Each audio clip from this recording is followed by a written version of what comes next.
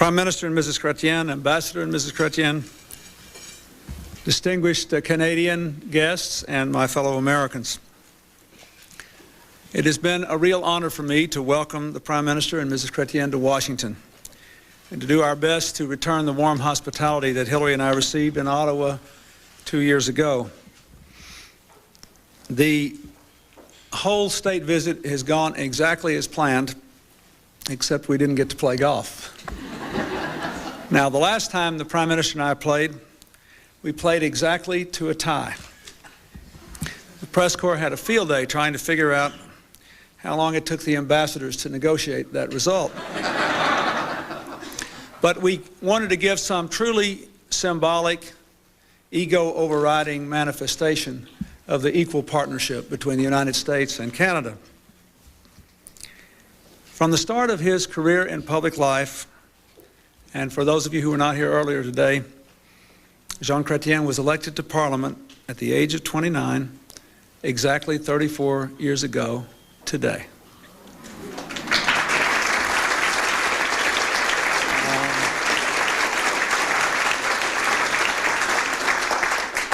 Throughout those years, he has brought passion and compassion to every endeavor. He has held almost every post in the Canadian government at one time or another. As I said in Ottawa, when I first read his resume, I wondered why he couldn't hold a job.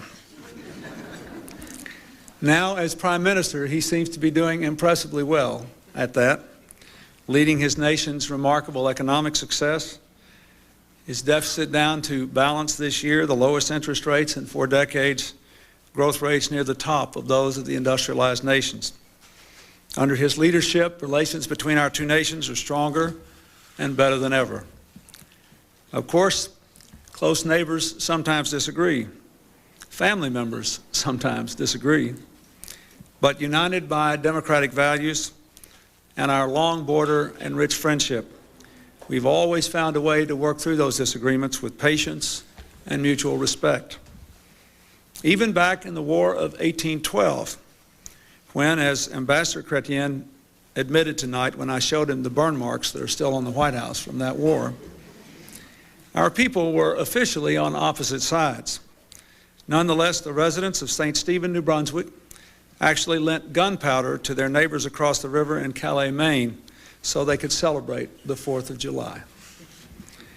Our relationship works. We measure its merit in the difference it makes in the daily lives of Americans and Canadians. Today, we work to strengthen our law enforcement cooperation to protect our most vulnerable citizens. We've taken new action to protect our environment, and the environment, especially of the Great Lakes, our two nations are blessed to share. We've made it even simpler to cross the border so neighbors can visit each other with greater ease, and traffic jams become a thing of the past. We set our sights on new horizons in space. I thank the people of Canada for providing the special purpose dexterous manipulator, otherwise known as the Canada Hand, for the International Space Station. This 11-foot machine is so precise it can pick up an egg without breaking it. And now, Mr. Prime Minister, if you could supply us sometime in the very near future a Canada knee, I, for one, would be very grateful.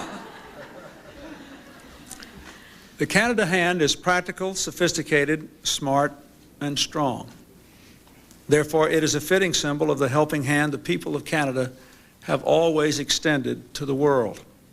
From the days you helped runaway slaves to freedom, to the battles we fought together in Europe, Korea, and the Persian Gulf in this century, to the hope your sons and daughters represent to the people of Bosnia and Haiti, Canada stands for the best of humanity, and every day, Canada leads by example.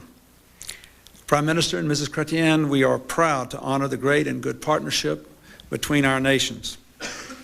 And let me also say, on a personal note, I thank you for your friendship to Hillary and me, and we applaud your own remarkable partnership as you celebrate your 40th wedding anniversary this year. To you both, to your nation, to the people of Canada, long live our mutual friendship. Vive le Canada.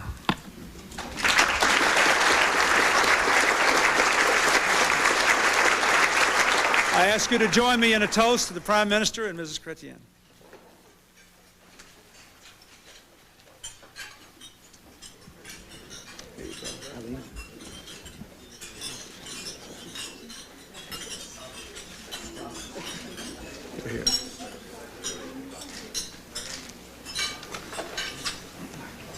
Mr. Prime Minister.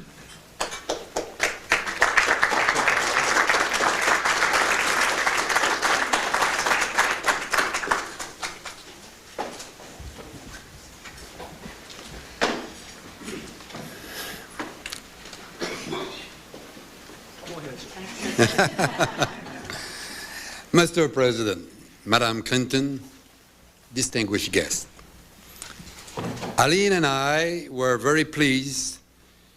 We are very pleased to be in Washington. We have been deeply touched by the warm reception we have received. In the world today, there is no relationship which is as strong and amicable as that between Canada and the United States. Like any close friendship, it's not always an easy relationship, but it is based on solid, lasting bonds and shared experience. Our relationship is about common values of democracy, respect for human rights, free markets, and peaceful development. Trade and commerce are at the center of our partnership. Every day, about $1 billion in trade crosses our border, making ours the largest trading relationship in the world. You are our most important trading partner, and we are yours. You export more to Canada than you do to Japan and to all the European Union countries. We must continue our efforts to bring down trade barriers between ourselves and with other countries. Liberalized trade means jobs and growth. Trade brings prosperity, and with prosperity, people are more secure and their societies can grow and develop. I want to salute you, Mr. President, for the role you are playing in promoting this vision, particularly in this hemisphere. Your upcoming trip to Latin America will give you an excellent opportunity to carry on this important work. Of course, our shared goals go beyond our bilateral relationship and beyond trade. We had the opportunity this morning to review a broad range of international issues, from the enlargement of NATO and peacekeeping in Bosnia to global environmental issues and the enhancement of world economic growth. Mr. President, you call the United States the indispensable nation, and you are absolutely right. More than ever, we need a strong United States to provide leadership in the world.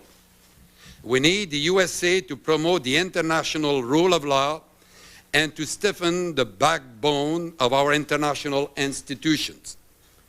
If the USA is the indispensable nation, I'd like to think of Canada as the value-added nation. I am proud that Canada's influence in the world is often greater than the size of our economy or military might suggest. We also have a contribution to make to the international community, a contribution that is different from yours, but important nonetheless. Canada's diversity, our tolerance, our experience in building consensus had shaped our approach to international affairs. That is why we have often been called to negotiating tables around the world where we can contribute actively to the search for peaceful solutions. I believe that with our value added, there is a lot of room for Canada to work alongside the indispensable nation in the pursuit of our many shared goals. In fact, that is exactly what we are doing in our common efforts to bring peace and democracy to places such as Bosnia and Haiti, to expand free trade in the Americas and to enlarge NATO to Eastern Europe. Nos pays ont la plus importante et la plus forte relation bilatérale au monde. Au sein de la communauté des nations, nous démontrons comment deux grandes démocraties distinctes et indépendantes peuvent également être des partenaires proches et efficaces. Quand nous unissons nos efforts dans la poursuite de nos objectifs, nous formons une équipe formidable. Our friendship has deep historical roots. Tomorrow, I will lay a wreath at the Canadian Cross of Sacrifice in Arlington Cemetery in memory of American citizens and residents who enlisted in the Canadian forces and lost their lives in the First World War. More than 5,000 Americans fought bravely beside Canadian soldiers at the long and deadly Battle of Vimy Ridge in France 80 years ago. On April 9, 1917, where others had failed, the Canadian-led forces were able to take this critical ridge. This victory represented a coming of age for our relative young nation. As well as our shared history, our friendship is based on our commitment to explore new opportunities for the future. Our agreement to work together on the International Space Station, to which we will contribute the Canadian hand, is just an example. And we are, Mr. President, working on the knee too. And I hope we'll be as successful. Mr. President, when I introduced you to the Parliament of Canada during your visit to Ottawa in 1995, I noted that among your predecessors who have addressed Parliament during your lifetime, all had one thing in common. They were all re-elected for a second term. Those who did not were not re-elected.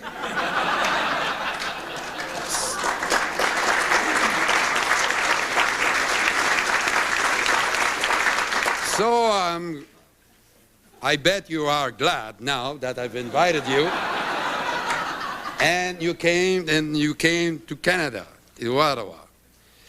And in fact, Mr. President, I believe in reciprocity.